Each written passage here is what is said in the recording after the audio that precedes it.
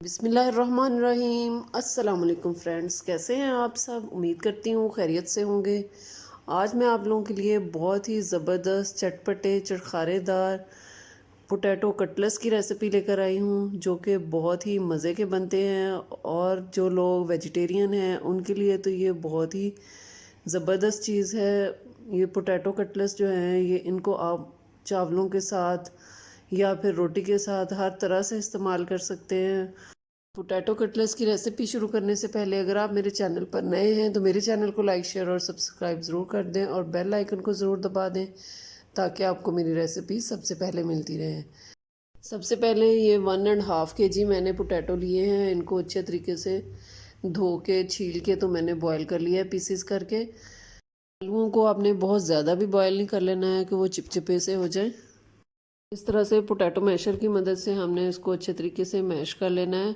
इसमें आलू के बड़े बड़े पीसेस भी नहीं होने चाहिए। इसको अच्छे तरीके से मैश करने के बाद इसके अंदर हमने फिर मसाले डालने हैं। अब इसके अंदर ये 3 जो हैं वो दरमियाने साइज़ के प्याज थे और 7 से 8 सब्ज़ मिर्चें थी। इनको मैंने अच्छे तरीके से चॉप कर लिया है और इसको इसके अंदर डाल दिया है। सब्ज़ मिर्चें और प्याज डालने के बाद इसमें मसाले डालेंगे। सबसे पहले 1 tablespoon salt, 1 teaspoon red chilli powder, 2 tablespoon chaat masala, 1 teaspoon black seeds यानी कि कलौंजी और 2 टीस्पून इसके अंदर खुश्क धनिया और जो इसके अंदर गरम मसाला है वो 2 टीस्पून डालना है हमने। 1 टेबलस्पून इसके अंदर सब्ज़ धनिए के जो दाने होते हैं सब्ज़, वो इसके अंदर डाल दिए। उनकी बहुत ही अच्छी खुशबू होती है, अगर आपके पास हैं तो वो आप ज़रूर डालें। इसके अंदर मैंने फिर धनिया और पुदीना जो है वो आप अपनी मर्ज़ी से कम या ज़्यादा कर सकते हैं, तो वो इसके अंदर डाला है अच्छे तरीके से वॉश करके।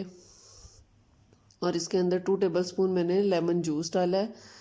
तो लेमन जूस और चाट मसाले की वजह से ये बहुत ही ज़बरदस्त सा इसका टेस्ट आता है, चटपटा और चटखारेदार। तो आपने ज़रूर ये डालनी है 2 इंग्रेडिएंट्स इसके अंदर। इसके अलावा कलौंजी की बहुत ही ज़बरदस्त खुशबू होती है। तो नमक आपने एहतियात से डालना है, क्योंकि मैंने पहले भी जो बॉयल करते हुए पोटैटो के अंदर थोड़ा सा डाला था। इसको अच्छे तरीके से सारी चीज़ों को मिक्स करने के बाद हमने इसकी शेप दे लेनी है। ये देखें इस तरह से आप कोई भी शेप दे सकते हैं, ओवल शेप हो या राउंड शेप हो, कोई भी आप दे सकते हैं। सारे कटलेट्स को शेप देने के बाद इसको फ्राई करने की बारी आती है। तो इसके लिए ये 2 अंडे मैंने ले लिए हैं, इनको अच्छे तरीके से हम बीट कर लेंगे। इन अंडों की हम कोटिंग करेंगे इन कटलेट्स के ऊपर। अब फ्राई करने के लिए मैंने एक तवा ले लिया है, मैं तो इसके ऊपर ही फ्राई करती हूँ, आप फ्राई पैन भी ले सकते हैं।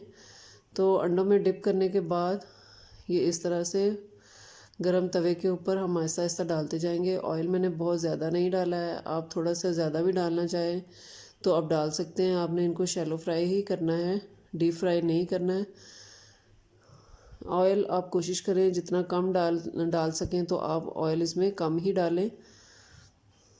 ये देखें एक साइड से ब्राउन हो जाएंगे तो हम इसकी साइड चेंज कर देंगे। ये देखें माशाल्लाह से कितना अच्छा ज़बरदस्त सा ब्राउन कलर आया है इनके ऊपर। आपने इनको मीडियम फ्लेम पे फ्राई करना है ताकि अंदर तक ये अच्छे तरीके से फ्राई हो जाए।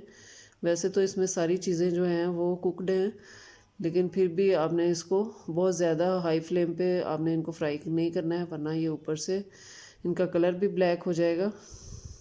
ये देखें हमारे सारे जो कटलेट्स हैं वो फ्राई हो चुके हैं। बहुत ही ज़बरदस्त है, बहुत ही चटपटे और चटखारेदार कटलेट्स बिल्कुल तैयार हैं। इनको आप पुदीना रायता के साथ या केचप के साथ किसी भी तरह से सर्व कर सकते हैं। अचानक से आपके घर मेहमान आ जाएं या फिर आपको पकाने के लिए कुछ भी नहीं मिल रहा है तो आप इसके साथ भी रोटी खा सकते हैं या फिर इसको चावलों के साथ सर्व कर सकते हैं।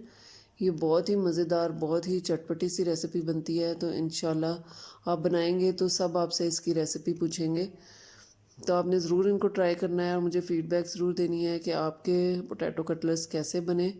तो अगर आपको मेरी पोटैटो कटलेट्स की रेसिपी पसंद आई हो तो मेरे चैनल को लाइक शेयर और सब्सक्राइब ज़रूर कर दें और बेल आइकन को ज़रूर दबाएं ताकि आपको मेरी रेसिपी सबसे पहले मिलती रहें। अपना और अपने घर वालों का बहुत ख्याल रखें। मुझे और मेरी फैमिली को अपनी दुआओं में याद रखें। अल्लाह हाफ़िज़।